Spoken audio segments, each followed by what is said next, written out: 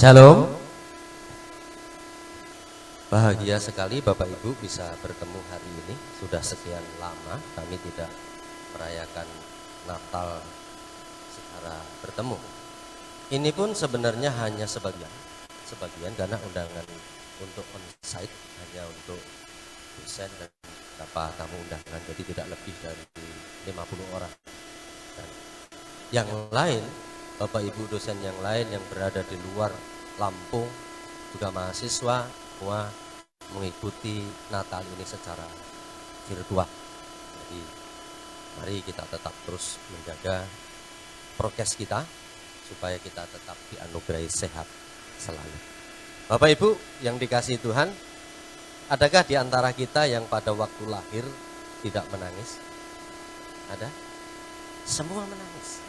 Saya tanya ibu saya juga menangis. Bertanya, Bu, apakah waktu saya lahir tertawa atau menangis? Saya tertawa. Kamu pun menangis seperti yang lain. Artinya pada saat kita terlahir, kita membutuhkan orang lain. Artinya kita sebagai makhluk sosial tidak bisa hidup sendiri. Kita butuh orang lain. Di depan kita butuh abang yang mati. Masuk gereja kita butuh orang lain yang menyambut. Begitu pula pada saat kita di jalan pun kita butuh orang lain. Bayangkan di dunia ini kalau hanya diri kita sendiri. Gitu ya. Pasti kita linglung, kebingungan. Bagi bapak-bapak, ibu-ibu yang sudah 60 tahun ke atas, sudah ditinggal pergi anak-anaknya yang dicintai, pasti ada rasa letih, kesepian. Dulu enak, semua rame, tapi hari ini kami hanya berdua. Dulu waktu anak-anak masih kecil-kecil kita berpikir, aduh repot bener ya ngurusi anak 5. Pendeta Henry berapa? 7 anak. Hanya 4. Itu repot sekali. Tetapi pada saat kita sendiri pun, ternyata kita juga membutuhkan orang lain. Artinya, sebagai makhluk sosial, kita tetap butuh orang lain, butuh teman, butuh saudara. Dalam kerangka NKRI, kita tidak memisahkan siapa dia dan siapa saya. Kulit berbeda. Saya dengan Pak Pendeta Ruli berbeda. Kopi dan susu. Tapi kalau dicampur jadi nikmat, Pak. Yang lain mungkin merasa berbeda suku, berbeda latar belakang pendidikan, berbeda keluarga, tetapi kumpul bersama di tempat ini. STT Shalom merupakan salah satu contoh di mana kami dari berbagai keperbedaan bisa berkumpul bersama. Pendeta Samadi dari GKRI, Pendeta Daryanto dari IFGF. Ini gereja Amerika ya Pak? Karena bahasanya IFGF. Apa sih katanya? Saya banyak sih pada F-nya itu. Nah, IFGF. Di sini ada Pak Maidon dari GPDI. Ada Pak Irsan dari Gereja Bethel Indonesia. Ada Pak Bevlan dari Gereja Kristus Tanjung Karang. Hampir lupa. Pak Sekup GI-nya dari Gereja Kristus, takut dimarahi kalau lupa. Jadi kami berbeda dari mana-mana. Ada Jawa, ada Sunda, ada Batak, Papua yang belum. Karena belum ada yang melamar jadi dosen dari Papua. Kami dari berbagai etnis berkumpul di STT ini untuk memajukan kerajaan Allah. Tidak memandang siapa dia. Ini mencari saudara dengan Tuhan. Tema PGI kan kasih Kristus menggerakkan persaudaraan. Karena itu Bapak Ibu, menjadi pergumulan bersama. Mencari saudara itu mudah. Mempertahankan jadi saudara, itulah yang sulit. Seringkali karena sesuatu hal yang sederhana, yang kecil, kita bisa berpisah. Pindah dari gereja A, pergi dari gereja B. Karena apa? Karena ada perbedaan-perbedaan. Ngakunya sih saudara di dalam Kristus. Apa makna saudara di dalam Kristus? Saudara di dalam Kristus makna teologis adalah saudara yang tidak bisa terpisahkan oleh apapun, bahkan maut. Karena ikatan persaudaraannya adalah darahnya Yesus. Amin. Harusnya ini menjadi tumpuan dan pegangan kita. Apapun yang terjadi, harusnya tidak bisa memisahkan persaudaraan kita. Hari ini kita akan bersama melihat bagaimana supaya kita bisa memiliki rasa persaudaraan yang seperti ini. Jadi tetap bersama apapun yang terjadi, seperti lagu apapun yang terjadi, lagunya excellent begitu, ya kan? Apapun yang terjadi tetap bersama, menjadi satu, berjuang demi kerajaan Allah. Apa yang harus kita lakukan? Bagaimana caranya untuk memperoleh atau memiliki sikap dalam persaudaraan ini? Bacaan kita terambil dari 1 Petrus pasal 1 ayat 22 dan 23. Demikianlah firman Tuhan. Karena kamu telah menyucikan dirimu oleh ketaatan kepada kebenaran, sehingga kamu dapat mengamalkan kasih persaudaraan yang tulus ikhlas. Hendaklah kamu sungguh-sungguh saling mengasihi dengan segenap hati. Karena kamu telah dilahirkan kembali, bukan dari benih yang fana, tetapi dari benih yang tidak fana, oleh firman Allah yang hidup dan yang berbahagialah setiap kita yang mendengarkan kebenaran firman ini, memiliki komitmen kuat untuk melaksanakan kebenaran ini dalam kehidupan kita sehari-hari. Glory, glory, haleluya. Bapak Ibu, saudara yang dikasihi Tuhan, sikap yang pertama agar kita bisa membangun persaudaraan yang tulus ikhlas, yang sejati adalah yang pertama, sadar. Sadar apa? Sadar karena dalam diri kita sudah ada benih ilahi yang ditanam oleh Allah, yang dalam prosesnya diri kita dianggap bersih oleh Allah pada ayat ke-22. Ini menunjuk bahwa saudara dan saya adalah orang-orang yang bersih di mata Allah. Mengapa ini diperlukan?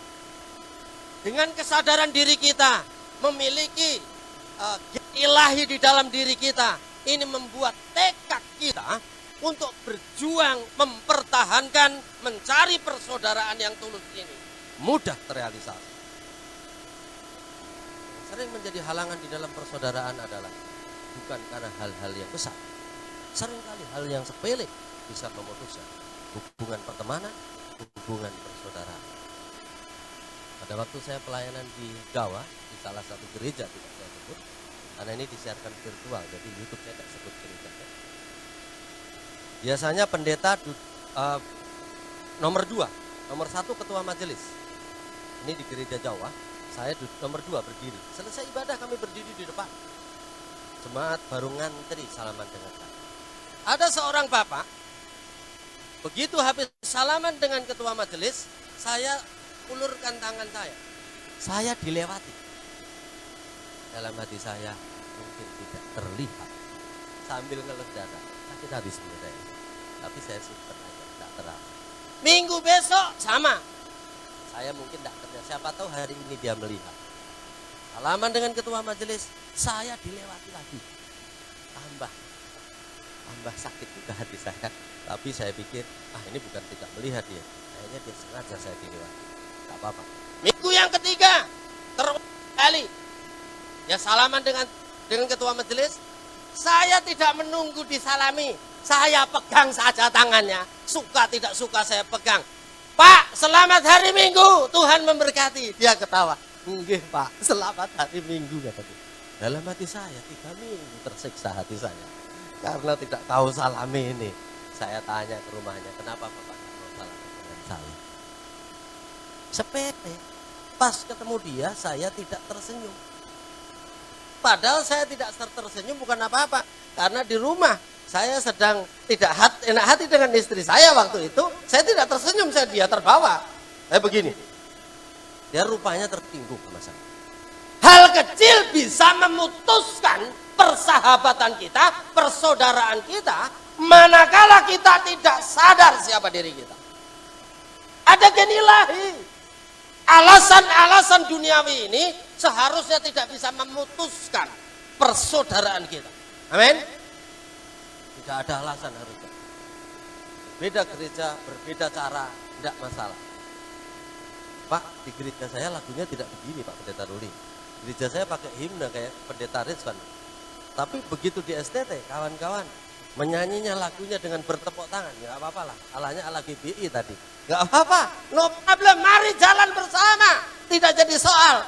Karena WL-nya dari GBI Pak. Pemain musiknya ada GSKI, ada GKSIA, ada BPDI, ini ada GPI, macam-macam. Warna rambut yang berbeda-beda tapi berkumpul bersama, nyanyi bisa akur. Haleluya, puji Tuhan. Lagunya hebat, iya kan? Cuman saya karena belum terbiasa. Jadi mau angkat tangan saya masih agak-agak ini. Takut dilihat sama Pendeta Rizwan saya. Nanti dicap dia, Bapak sudah berbeda sekarang ya. Karena setiap hari ngopi dengan saya. Bapak Ibu Saudara yang dikasihi Tuhan, kita memiliki sikap yang menerima orang lain dalam keberbedaan itu karena kita sadar diri kita adalah orang yang sudah dibersihkan. Ada istilah dalam pemakaian istilah bersih ayat 22 ini tidak dipakai istilah hagios, tapi dipakai istilah eknikontes. Ini berbeda. Hagios berbicara masalah suci, tetapi eknikontes berbicara masalah membersihkan diri. Maknanya adalah kita harus sadar bahwa kita harus tetap berbersih diri, membersihkan diri kita. Acuan kita adalah Tuhan Yesus waktu itu sudah membersihkan saudara dan saya. Berbersih diri. Ini menjadi acuan kita Bapak Ibu. Membangun sebuah persahabatan yang tulus ikhlas, hati kita harus bersih.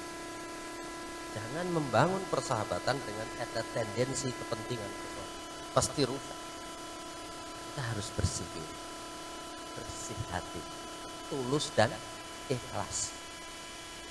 Makanya saya bilang pada Pak Pendeta Samadi, kalau punya anak satu lagi, kasih nama tulus ikhlas, supaya hatinya tulus dan ikhlas. Ada satu lagi, saya bilang kasih nama soleha, supaya anaknya menjadi anak yang soleh, anak yang saleh. Tulus hati ini adalah tulus, tidak ada kepentingan tendensi personal apapun.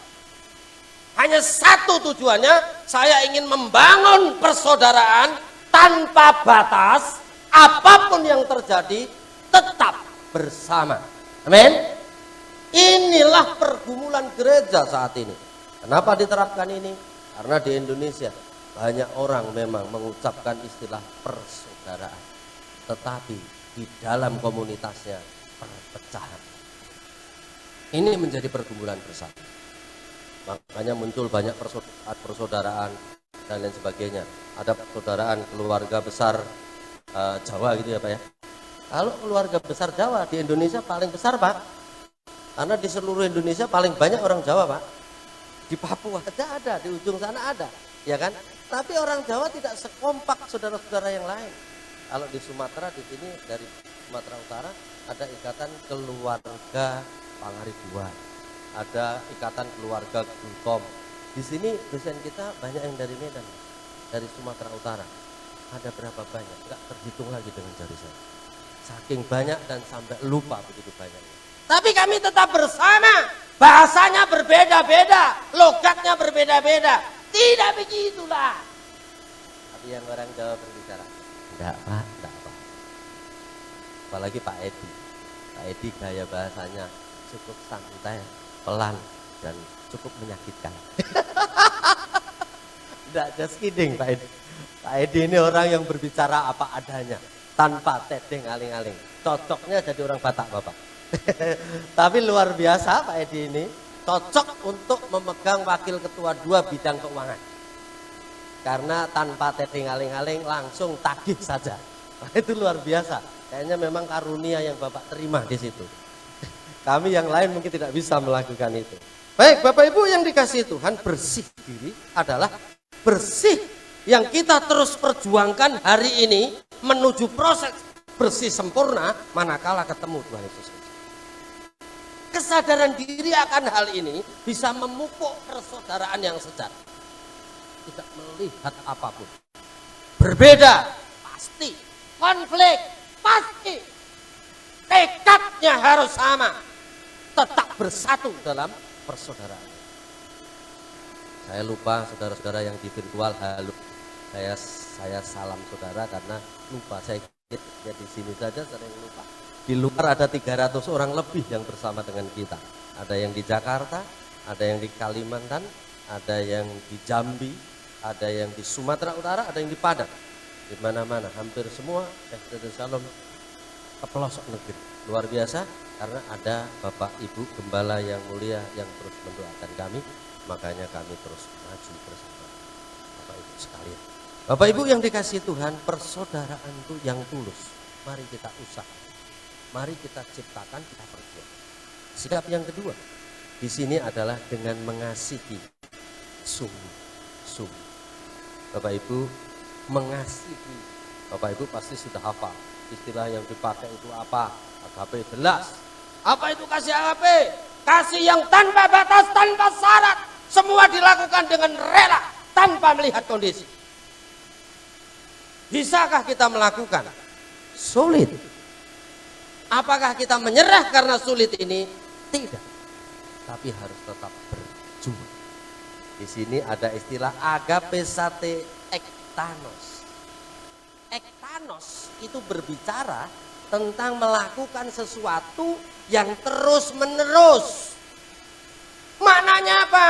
Kita mencintai, mengasihi satu dengan yang lain dengan hati kita yang tulus, hati yang sungguh-sungguh secara terus menerus. Apakah ada kita tersandung? Pasti. Hanya kerikil-kerikil tajam pada waktu kita memperjuangkan persaudaraan ini. Tetapi firman Tuhan mengingatkan kita harus berjuang secara terus menerus. Bagaimana kalau kita putus di tengah jalan? Engkau gagal. Tetapi teruslah berjuang. Di sini dikatakan sungguh-sungguh. Saudara-saudara, seringkali yang terjadi begini. Ada sesuatu yang berbeda. Terus kita merasa kecewa.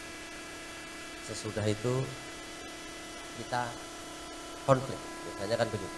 Apakah tidak boleh konflik? Biasa Bapak Ibu. Tapi nasihat firman Tuhan katakan, parah kali menasihati dengan sungguh. Seringkali itu menasihati hanya berkata begini, Bapak Ibu bertobatlah, kerajaan Allah sudah dekat. Itu kata Tuhan itu. Tapi kan kita mungkin perlu cara yang berbeda. Satu kali tidak mau bertobat, dua kali tidak mau bertobat, berdoalah terus. Terus dikunjungi, terus dilakukan itu agar apa? Sampai suatu saat Tuhan bukakan hatinya dan bertobat. Inilah yang disebut parakaleo, membangun komunitas bersama, persaudaraan di dalam Kristus. Tidak peduli apakah kalau pendeta kita sudah bisa melakukan itu, belum, karena pendeta juga manusia. Kan ada lagi, dokter juga manusia, pendeta juga manusia, sama saja.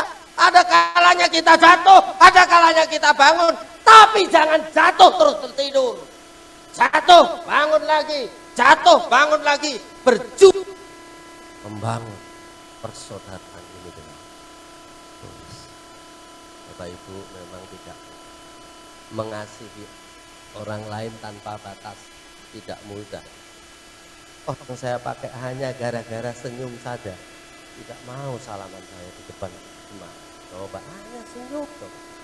Apalagi kalau saya omongi yang keras mungkin. Ada juga.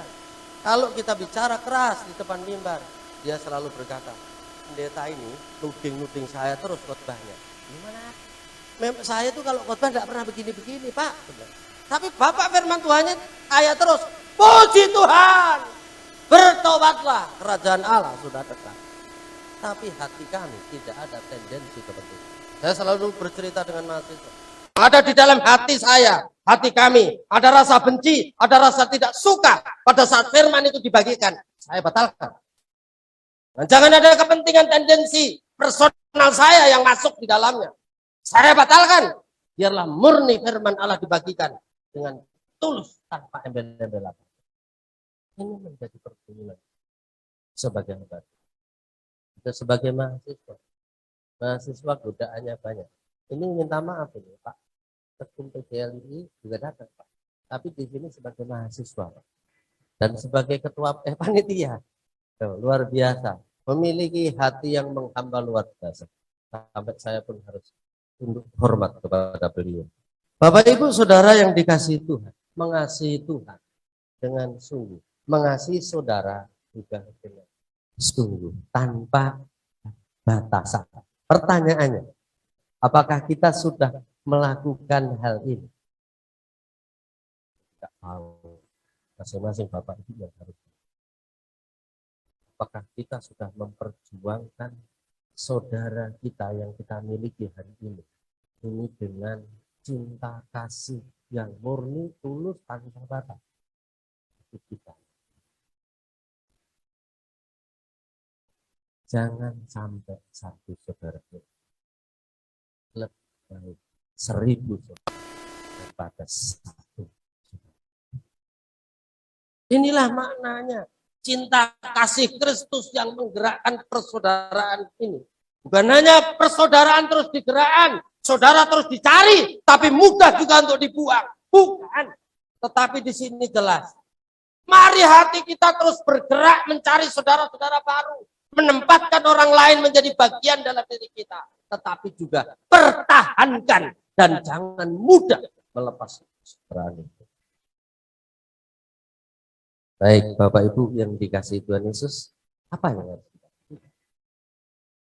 Pesan Ketua Panitia, jangan lama-lama Pak, karena ada prokes, saya ikuti saja, ya, paling-paling sampai jam 1. Karena ini AC-nya jalan, jadi aman aja. Kalau Bapak Ibu Natal di STT agak panas, AC-nya belum cukup, jadi di sini aman. Izin Pak Ketua sampai jam 1, nanti sama Pak Pendeta Iwan diberitahukan belakangan menyusul sampai jam 1. Bapak Ibu, masing-masing kita memiliki orang tua, memiliki ibu. Mari kita ingat-ingat apa yang sudah dilakukan ibu kita. Kalau kita tidak bisa, mari lihat ibu lain yang sedang merawat anak. Ibu kita tidak tahu waktu untuk merawat. Tidak pernah dia berkata, aku lelah. Biarkan kau mandi kotoran di tempat tidurmu. Secapek apapun seorang ibu, selelah apapun, semenderita apapun, pasti seorang ibu akan berkata, anakku, engkau kukasihi, engkau pasti kucintai dengan sepenuh hatiku. Menyerah bagi seorang. Cintai kepada anak. Harus kita menjadi hidup dalam mengasihi orang. Walaupun itu pun sebelum dengan cinta. Yang nyata bisa kita lihat. Dengar ibu.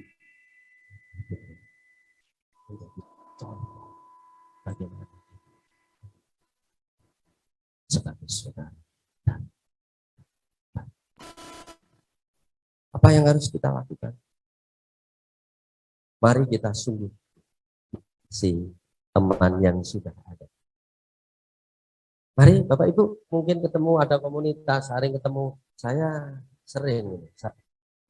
Hanya yang belum pernah ngopi, saya sama Pak Pendeta Buli sama Pak Andreas Sumani belum pernah ngopi. Karena beliau tidak ngopi.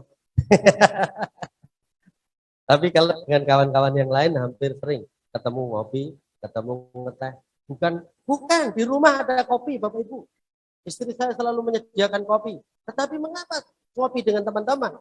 Dengan ketua alumni, Pak Hendri Sitombo. Kenapa saya harus ngopi dengan beliau? Karena ada sesuatu yang harus dipertahankan. Ada hubungan yang harus dijalin. Ada hubungan yang harus dibangun. Inilah makna mempertahankan persaudaraan di dalam Kristus. Jangan menyerah keadaan. Tapi terus maju. Biarlah semua kita yang hadir ini menjadi momen bagi merubah dia. Kalau belum, itu kata, itu kita hidup sungguh memiliki banyak saudara yang kita tempatkan secara istimewa dalam hati kita. Amin. Mari kita. Bapa di dalam surga, hari ini, siang ini kami bersyukur kami diingatkan Seringkali kami membangun hubungan. Seringkali kami memiliki banyak kawan dan saudara. Tetapi yang sering terjadi, kami mempertahankan. Karena itu ya Bapa di surga, ampunilah kami. Siang ini menjadi momen terbaik kami, agar kami menempatkan kawan saudara kami paling istimewa di dalam hidup kami. Sehingga dengan cinta kami yang tulus, dengan cinta kami yang ikhlas, hubungan kami di antara rekan, di antara saudara, tulus kami lakukan untuk membangun kerajaan Allah di dunia. Terpujilah namamu, di dalam nama Tuhan Yesus kami berdoa dan mengucap syukur. Amin.